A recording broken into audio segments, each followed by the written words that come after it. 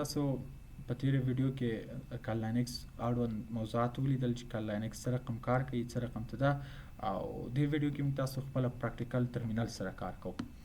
زه راځم ټرمینل خلاصوم. ټرمینل لکه موږ تاسو چې په وینډوز کې سی ایم ډي لرو، دلته چې کله وینډوز کې کار کوم سی ایم ډي لرو، همداسې دلته په ټرمینل کې موږ تاسو ترمینل لرو، په هغه کې په لاینکس کې. خو دې اهمیت نسبت ته ډېر زیات ده، ځکه دې ټرمینل ډېر قوي او هر کار یې د ټرمینل له طریقه کېږي. تاسو کولی شئ دا ټول خدمات د ټرمینل له طریقه سرته ورسوئ.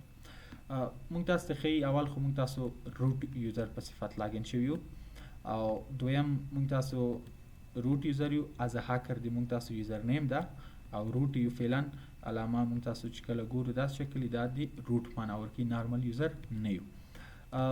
اول قدم دا ده چې تاسو خپل ځان وښیئ چې زه چیرې یم. د دې لپاره یو کمانډ لرو پی ډبلیو ډي. پی ډبلیو ډي په دې معنی چې پرنټ ورکینګ ډایرکټري.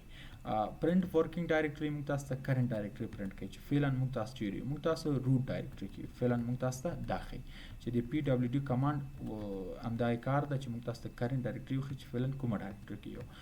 بل کمانډ موږ تاسو لرو ال اس. د ال اس په وسیله موږ تاسو ته لیست کوي چې په دې ځای کې څه شتون لري. ال اس کې موږ تاسو ډیسکټاپ، ډاونلوډز، پکچر، ټمپلیټس، ویډیو، ډاکومنټ، ان دیز نه چې کله موږ تاسو دلته زو ګورو چې څه دي، همدغه موږ تاسو کولی شو د ال اس په تیم دا شان موږ تاسو په دې هوم ډایرکټري کې قرار لري. خو موږ تاسو دلته کولی شو د یو ال اس کمانډ په وسیله موږ تاسو لیست کو. دا فایل د موږ سره دلته کریټ شتون لري، او دې ترڅنګ موږ تاسو څنګه یو ډایرکټري نه بل ډایرکټري ته لاړ شو. زه مثال وایم ډاونلوډ ډایرکټري ته ځم، ټمپلیټس ته ځم، پابلیک ته ځم. د دې لپاره موږ تاسو سی ډي ډاونلوډز استفاده کوو. علامه چینج شوله، مخکې زه دلته علامه یو رقمه، اوس ما ته وایي چې روټ په داخل کې ته په ډاونلوډز کې. کله چې زه پی ډبلیو ډي وایم پرنټ ورکینګ ډایرکټري، اوس ما ته ښیي چې د روټ په داخل کې ته ډاونلوډز کې. زه کولی شم چې لیست کړم، وګورم چې دې داخل کې څه شته، نشته. که چیرې تاسو غواړئ چې د روټ ډایرکټري نه بغیر یو بل ډایرکټري مثال ای ټي سی ته لاړ شئ، ځکه چې اوس نوشته کوم سی ډي ای ټي سی کار نه کوي. زه باید اول چیرې لاړ شم، سی ډي سلش ای ټي سی. زه اول د هوم ډایرکټري نه ووتم، اگزیټ شوم، بال دغه لاړم روټ ډایرکټري په ساختار کې یو بل ډایرکټري د ای ټي سی ای ته داخل شم. که چیرې زه اوس ال اس کوم، دې په داخل کې ډېر فایل نم دي، او که چیرې پی ډبلیو ډي کوم، ما ته پرنټ کرنټ ورکوي چې زه د روټ په داخل کې ای ټي سی ډایرکټري کې یم. خو که چیرې زه اوس بیرته دې داخل کې یو فولډر ته ځم، ما ته ضرورت نشته چې زه سلاش اډ کړم. زه مثال وایم چې کوم فولډر ته ځم، مثال زه وایر شارک ته ځم، زه لیکم چې وایر شارک. دا که هیڅ وار نه کړم ما داخلي، اوس خو وایر شارک داخل کې یم. زه که چیرې اگزیټ شم او بیا ولیکم چې سی ډي وایر شارک انټر، زه وایر شارک ته داخل شم. خو که چیرې زه بیرته غواړم هوم ډایرکټري ته لاړ شم، زه مجبور مکلف یم چې ولیکم سی ډي سلش ډاونلوډز، سی ډي سلش هوم، او بالغه زه ډاونلوډز ته لاړ شم. ښه، یو هوم ډایرکټري ته ځم، اوس یې لیست کوم. هوم ډایرکټري زموږ تاسو چې نه لري، خیر مشکل نه لري. هوم ډایرکټري دی په داخل کې فایل نه خپل د روټ ډایرکټري کې دي. زه وایم چې سی ډي سلش روټ داخل شم، اوس لیکم چې سی ډي ډاونلوډز لیکم. دې په داخل کې ول نشته، موږ تاسو باید خپل روټ داخل شو، روټ کې قرار لرم.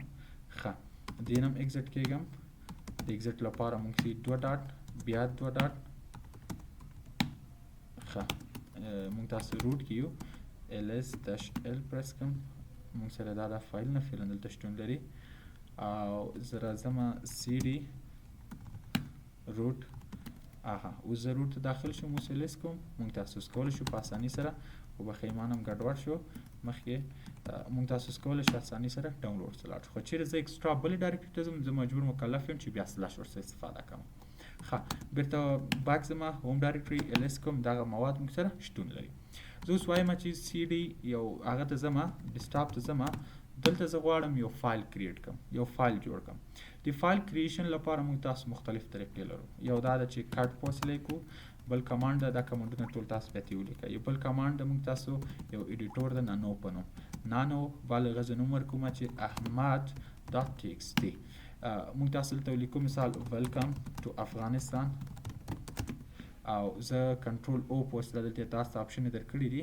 کنټرول او په وسیله دلته وګورئ کنټرول او مینس رایټ آوټ کنټرول او او یس انټر پس فایل د موږ تاسو کریټ شو کنټرول ایکس په وسیله زه ایکزیټ کېږم. اوس راځو ال اس کومای وګورئ احمد ډاټ ټیکسټي په نوم په ډیسکټاپ کې موږ یو فایل جوړ شو. که چیرې راشو خپل ډیسکټاپ وګورو فایل کریټ شو. موږ تاسو کولی شو دا فایل وګورو. د فایل لپاره کات او بعد هغه زه فایل نومر کومه چې احمد ډاټ ټیکسټي. کله تاسو یو کمانډ ورکړئ ټاب ورکړئ خپل یې پوره کوي. وګورئ په دې فایل کې موږ تاسو لیکلی ویلکم ټو افغانستان. که چیرې خپله فایل ته ورشو ګرافیکل انټرفیس د طریقه موږ تاسو کولی شو چې وګورو چې د فایل په داخل کې څه شی دی.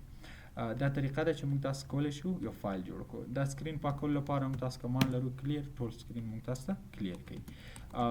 بل موږ تاسو بعضې وخت غواړو ډایرکټري جوړه کړو یو فولډر جوړ کړو. زه وایم چې MKDIR میک ډایرکټري په کوم ځای کې جوړ کړه په ډیسکټاپ باندې چې په نوم ټیسټینګ په خاطر انټر. اوس که زه یې لیست کړم وګورئ هم فایل شتون لري او هم ډایرکټري شتون لري. ډایرکټري په شین رنګ ښیي او فایل په سپین رنګ ښیي.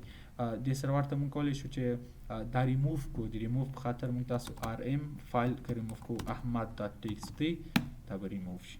اوس که چیرې لیست کړو موږ تاسو دې په نوم لیست مینس لیست موږ ته وښیي داخل کې څه شی دي.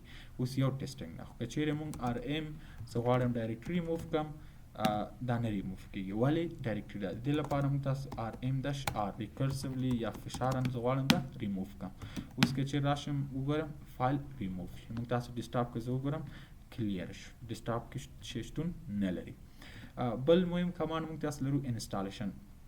کله چې موږ تاسو غواړو وینډوز انسټال یو څه انسټال کړو په لینکس کې د ګرافیکل د کمانډ له طریقه موږ تاسو کمانډ لرو apt-get بالغه انسټال شی انسټال کا. زه مثال ورته وایم ټرمیناتور یا هم یو بل اپلیکیشن یا VIM ورته وایم دا به انسټال کی خو فکر کومه انټرنیټ شتون نه لري او زه یو پینګ کومه انټرنیټ چک په خاطر یو پینګ کومه چې انټرنیټ شتون لري. نه انټرنیټ زموږ شتون نه لري هاست انریچبل ده نو دې په خاطر انسټالیشن نشو. نو دا د طریقه د انسټالیشن ده apt-get انسټال. هر څه چې انسټالوئ مثال کالکولیټر هر څه چې انسټالوئ تاسو فقط هغه اپلیکیشن مربوطه نوم ورکړئ تاسو ته به راځي. مثال نانو هغه کوي بعضې کمپیوټر کې نانو نه وي بعضې کمپیوټر کې موږ تاسو خپله اپډیټ انسټال اپډیټ داسې اړوند ټول چارې موږ تاسو کولی شو چې دې نه مدیریت کړو. مهم هم دا ده چې څنګه موږ تاسو یو ډایرکټري نه بل ډایرکټري ته ځو څنګه موږ تاسو کولی شو فولډر کریټ کړو څنګه موږ تاسو کولی شو فایل کریټ کړو او څنګه موږ تاسو کولی شو چې روټ یوزر سب یوزر شو. دې تر کمانډونه زیات دي. دغه بیسک شیان دي چې اړتیا وړ دي تاسو کولی شئ دې څخه استفاده وکړئ. کله چې ټرمینل نه ایګزیټ کیږو ایګزیټ کمانډ په وسیله موږ تاسو بیرون ځو او زموږ تاسو کار دې سره ختمیږي. موږ تاسو کولی شو فایل هم کاپي کړو د یو ځای نه بل ځای ته. هغه انشاءالله د اړوند مطابق د فایرفاکس برخه ده چې موږ تاسو کولی شو کلوز کړو. یو څه چې کله تاسو غواړئ لینکس انټرنیټ ورکړئ د خپل نارمل کمپیوټر له طریقه نو دې لپاره تاسو راشئ ورچوال باکس ته او ورچوال باکس کې سیټینګ ته راشئ. په سیټینګ کې موږ تاسو نیټورک کې د دې اډاپټر باید ناټ کنفیګر شي. که چیرې ناټي دا انټرنیټ چې کوم په سیسټم کې ده موږ فعلا دلته انټرنیټ نه لرو. که چیرې سیسټم کې انټرنیټ ولرو او ناټ کنفیګر کړو دا به کار ورکوي. او که چیرې ستاسو خپل هغه چک کوي بیا دې کوم سیټینګ ته سیټینګ کې بیا هم موږ تاسو نیټورک برخه ته نیټورک کې موږ تاسو ناټ انتخاب او اوکې کوئ. نو چې کله ناټو د سیسټم انټرنیټ د سره اتوماتیکلی شیر کوي تاسو کولی دغه څخه استفاده وکړئ. چې راتلونکي ویډیو کې انشاءالله موږ تاسو د انټرنیټ په شتون کې به کار کوو. دا هغه بیسیک انټروډکشن و د سیسټم چې تاسو کولی شئ دې څخه کمانډ باندې کار وکړئ استفاده وکړئ. انشاءالله نور به اړتیا نه وي نور موږ تاسو خپل مسلکي درس شروع کوو خپل درس باندې فوکس کوو او انشاءالله راتلونکي هفتې ویډیو کې انشاءالله موږ تاسو د ایتیکل هاکینګ پروسس باندې بحث کوو. څو پروسس دي او انشاءالله په بلې ویډیو کې بیا موږ تاسو ایتیکل هاکینګ فرست سټیپ فود پرنټینګ یا هم ریکنسنسي دې باندې انشاءالله بحث کوو. بیا هم که مشکل لرئ ستونزې لرئ ما سره کولی شئ شریک کړئ. زه خدمت کې یم او بس د دې تمه او انتظار لرم چې یو څه زده کړئ او انشاءالله سرټیفیکیشن لیول ځان تیار کړئ.